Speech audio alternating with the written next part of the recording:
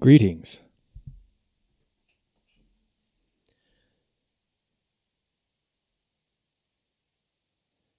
Today I am inspired to discuss intuition, the concept of intuition, and perhaps with all of these talks, it's really through the lens of my own experience with my own intuition, or lack of experience with my own intuition. We'll see what comes out. So I think that there are some potentially helpful universal principles that may be of value to anyone who may watch this in the realm of intuition. But some of it may be more specific to me and to people like me. And I think that will become clear if you are one of those people as we get into it. And if you, depending on how much you know about yourself through some of the systems that we're going to be looking at, or I'm going to be looking at. In case you haven't figured out, it's important for me to, as I'm overcoming my performance anxiety and making these videos, it's important for me to feel as though I am talking to a real person out there in the cosmos or in the digital world of the internet, the YouTube, even though so far I don't have a tremendous number of people watching. So, of course, that could change. So, back to the topic at hand, intuition. And I want to start by saying that as a young person, especially a male, growing up in a fairly conservative small North Texas town, I didn't really have anyone in my environment model a clear relationship with intuition, with their own intuition. And I have a sense that there are cultures where people do honor and model their relationship with their intuition more than they do in the culture where I grew up. I also have a sense that the pervasive attitude in our sort of modern era at a civilization level is that we've sort of suppressed or denied our intuitive faculties in this age. We've been in an age of sort of rationalization and scientific logic and reasoning, and I think that is part of our evolution and our development, and an important part. But I think probably in the past there were even civilizations among humanity that were more tuned in to intuition. But in my experience, it's not that, I can look back and I can say that my mom definitely modeled, she had intuition, and she made decisions at times based upon her intuitive faculties, but she didn't really talk about the reality that that's what was happening. I don't know if she consciously knew that that's what she was doing. And I think that that's probably a common phenomenon too, is that when we do behave intuitively or get an intuitive hit and make a decision, at least in consideration of our intuition, we don't really necessarily know that we're doing that. So I was in my early 30s before I actually started to consciously contemplate intuition in general, and then my intuition. And like with all sort of revelatory experiences or self-awareness journeys, it's been a process, and the process of me sort of coming into awareness of my intuitive faculties and then honoring them and developing them. It's been an up and down journey, a back and forth, a give and take, definitely. So in my early to mid 30s, after sort of the beginnings of my sort of spiritual awakening journey, of course, there was an initial shock and a subsequent spiritual high for a while, and then I started to kind of ease into the new space where I'd arrived in my consciousness, and I started to seek out kind of more information from the outside world to give a sort of a framework or a structure to what I was experiencing. And I remember one of the first times that I really was confronted with the idea of intuition, and my intuition was I was on a phone conference with a counselor teacher in another state, an intuitive teacher. I'm going to use that word. And one of the comments that I received for my contemplation from that teacher was that it would be good for me to realize deeply that I have tremendous intuition and the ability to see into the soul of other people. As you can imagine, that was a big shock.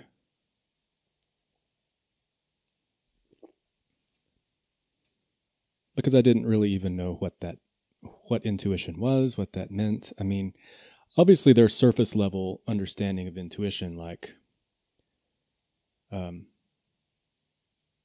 sometimes people will describe getting a hit that there's about to be a car accident, or something in the immediate environment indicates that someone's in trouble, and you intuit your way into realizing that you can help. And there's some of that awareness that, I was like I'm an ordinary person. I kind of knew what the word meant, but I hadn't really ever contemplated it and grounded it in my experience. And I certainly wasn't prepared to have this insight mirrored back to me or given to me that I had intuition. And so after that conversation, I began to look more deeply into, what that might mean, what it could mean, what I was going to do with that. And one of the first systems that I came to that began to illuminate the concept of intuition for me was the Myers-Briggs type indicator. I never really am sure if I include all the words in that descriptor in the title of that system. There are several different schools of Myers-Briggs, and they all add a little bit of their own flavor to it. And so you know what I'm talking about. If not, post a comment and I'll find a way to link you up with more information about Myers-Briggs. But the basic premise of that system is that there are a number of potential cognitive functions that are available that each of us use. And we use them in different orders and in different ways, and that gives us a type. So you can take an online personality inventory, and it'll explain to you, it'll share with you what your type is, and then you can learn more about that particular type and its functions. And in my type, the hero or primary cognitive function is what is referred to as introverted intuition. And all of this goes back to Jungian psychology. I think that Carl Jung is the one that sort of pioneered the concept, and lots of others have picked up the reins to develop the ideas further. But I'm bringing him up to say that even he expressed that introverted intuition is the most difficult function to understand. And I get that. Like I said, growing up, it wasn't really talked about. It wasn't really modeled. If I was using that as my primary function, I wouldn't have known that that's what I was doing or not doing. It just wasn't in my environment. And furthermore, Carl Jung expresses that it's basically happening constantly on a sort of subconscious level in people like me that have this as their primary function. So it's not conscious. Nobody really knows how it works. A lot of people, especially if you're a thinking type, don't have any idea how to kind of relate to it. A lot of people probably don't think it's real. It seems a little bit woo-woo, a little bit mystical. And I think there's a whole sort of side conversation to be had on the sort of paradox of trying to understand mysticism with a scientific, rational, logical mind. It doesn't work, and that's why there's this sort of rift between mysticism and science. Mysticism is, historically is understood by a magical or a mystical mind, and science is understood by a different mind. Our minds are evolving and changing. But I don't think that there's necessarily that much of a difference between mystical phenomenon and, a scientific phenomenon. It's all the same phenomenon. It's just understood through different lenses. So it's happening subconsciously, and basically what the science is that introverted intuitives are constantly scanning and making observations about their environment and subconsciously noticing patterns and registering these patterns, and then supporting that with a function called introverted thinking, which sort of helps create rational frameworks for the intuition to kind of operate within. So, okay, a spiritual teacher has just intuited that I have tremendous intuition, and now I'm learning that my psychological type has the primary function of introverted intuition, and now I'm learning a little bit about what that means through that lens. And so I can start to paint a picture about what that could mean for me, and I can also start to see a little bit how I grew up suppressing that part of my brain. Because it wasn't modeled in my environment, around age 8, like many of us, I start to become conditioned and socialized. And this was a fairly conscious process for me because I used my extroverted feeling function to feel into the environment, to note how people were responding to me. And I developed a way of moving through the world in order to avoid any external conflict with any of the people in my environment. So that behavior, that sort of persona that I developed, did not include being an intuitive woo-woo person.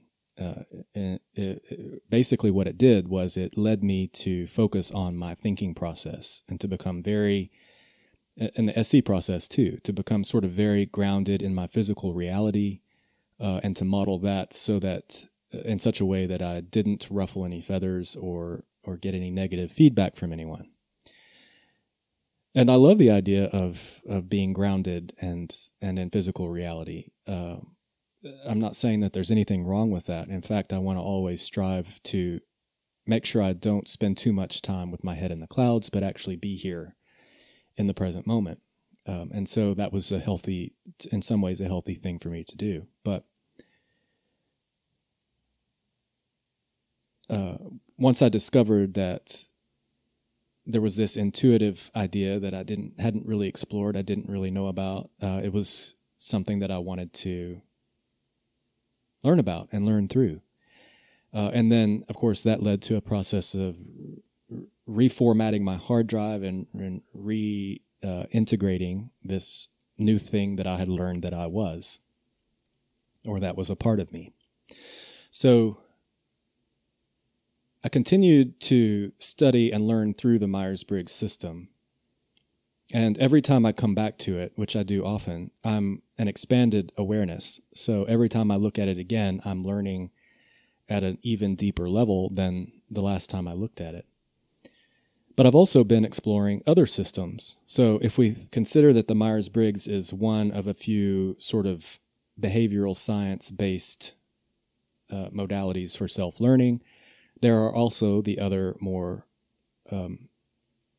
maybe esoteric or mystical systems, and not really, but you may perceive them to be more esoteric or mystical.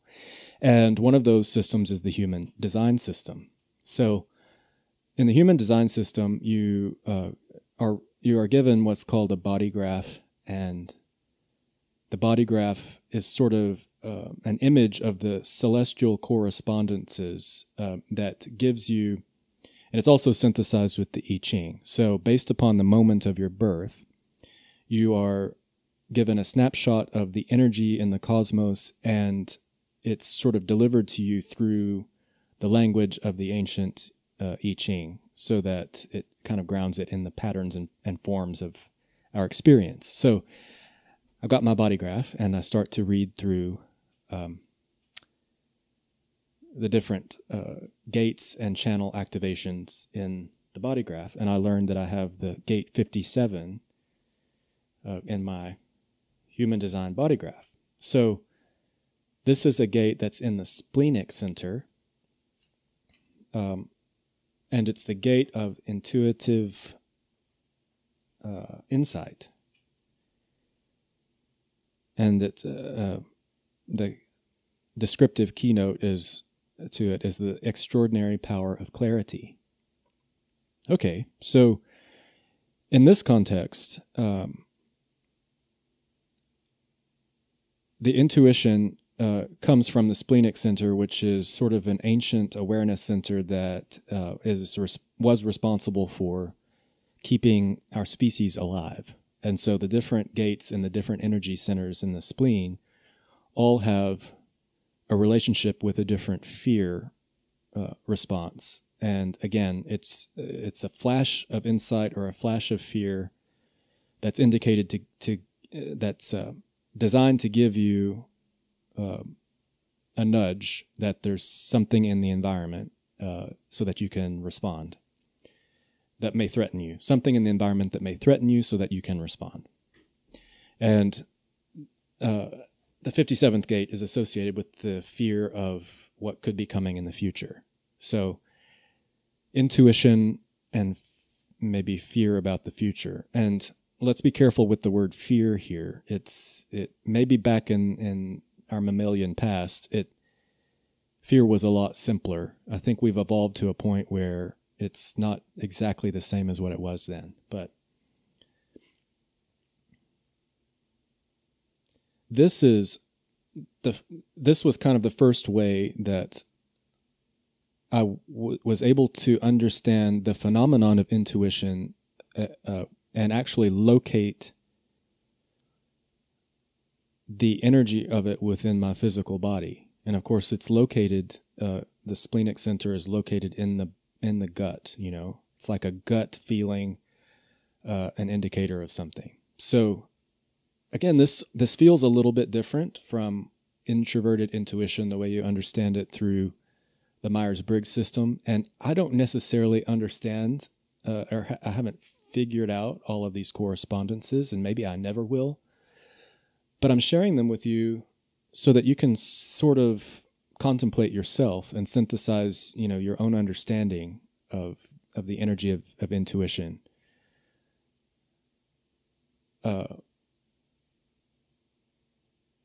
was of the mind that I didn't want to only understand it from one aspect of my being.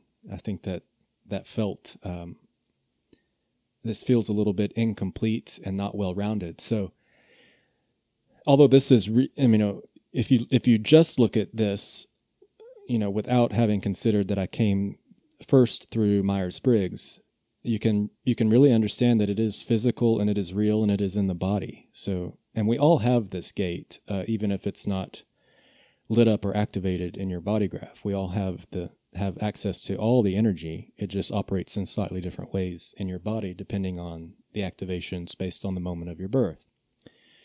So let me also add, in the human design system, there's the suggestion that the gate is, I'll just read what it says here in the human design book. You have a deep inner attunement to sound that is constantly alert to the vibrations coming from your physical, emotional, and psychic environments.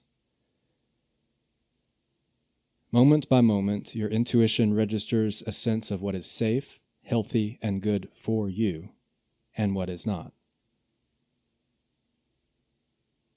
Gate 57 is the gate of the right ear. If you want to hear what someone is really saying to you, listen with your intuitively attuned right ear. You must be alert and focused in the now to hear the messages from your spleen, or the information you are getting for your survival may be ignored. You may sometimes appear deaf to others or be accused of selectively hearing what they have to say, but your intuition is your only guide in determining what the perfect behavior is that will ensure your well-being. The only way you will alleviate your fears for the future is to pay close attention to your instinctual hunches, to that little voice that only speaks once and softly, and act on those hunches immediately. When you're listening and paying attention to your intuition now, there is no tomorrow to fear. So there's a lot of wisdom and fodder for contemplation in that. And that actually takes me to the gene key synthesis, which is sort of the next lens through which I've been contemplating my intuition. And the gene key synthesis is also based upon the I Ching, and so the hexagram, or the gene key 57, is the energy of intuition. And as I've spoken to before in Richard Rudd's synthesis, each of the 64 hexagrams or gene keys are, he's established a spectrum of consciousness through the energy of that key. So the energy of the 57 moves from the shadow frequency of unease through the gift frequency of intuition to the Siddhic frequency of clarity. And he, too, in the gene keys, connects this energy to the acoustic field. And he speaks to the concept that all of us are sort of an acoustic tuning fork, and we're constantly being tuned by our environment and then tuning our environment through a lot of modalities suggest that this phenomenon happens through the solar plexus center. It's about being a receiving dish for frequencies to and from the environment. So you're emanating a frequency and you're receiving frequencies. And one of the things I've learned by listening to the audio contemplation that Richard Rudd has provided about the 57 is that he suggests that your intuition is only for you. It's not necessarily designed to give insight to other people. And that was interesting for me to hear because, as you know, in the spiritual community and even in the behavioral sciences community, I think a lot of times we get caught up in the trap of wanting to be helpful and using our intuitive faculties to want to help or give something to someone else. And I have been wary of doing that in my experience. It doesn't feel right to me to assume. I think it's arrogant to assume that I have the information that someone else needs. So I'm working on this because I think that I am meant to be here to help people. But I think that what I'm hoping to do is to help them realize their own intuitive faculties, to help them realize when they have arrived at an alignment that is right for them in the moment. And there are other energy centers in the body graph and other keys in the gene key synthesis that I'm studying in my sequence that speak to some skills that I may be able to cultivate through which I can do that. be helpful for other people and help them find their alignment. But I'm just still in that weary place of making sure that I'm not pushing my intuitive stuff onto other people. And I don't want anything intuitive that comes to me or through me to be obscured on its way from wherever it came from through me and to the other person. I've observed some obscurity within the behavioral sciences and spiritual communities, and you have to navigate that for yourself. But again, going back to what I said earlier about having kind of lived in my TI and SE, and I'm a Taurus, so my energy, my sun sign is Taurus, and I'm the energy of the 27th gene key in that position, which is the gift of nourishment, and it's a very earthy, very grounded energy. And so I know that part of my spiritual mission on earth is to, yes, be a spiritual being and to be aware of my intuition and to receive insights from source and my higher self, but to go beyond just being aware of that and bring those energies into physical form, and as difficult as it sounds, find ways to embody those principles in reality, in our physical experience. And so, of course, I'm getting caught up in all kinds of NI-TI loops and figuring out, chewing on how I'm going to do that or not. And so it's all a matter of timing. I've learned that my intuitive intuition has taught me that patterns happen and they play themselves out, and I can kind of trust that when the right moment or opportunity presents itself, I'll know it when I see it, and something will manifest. So,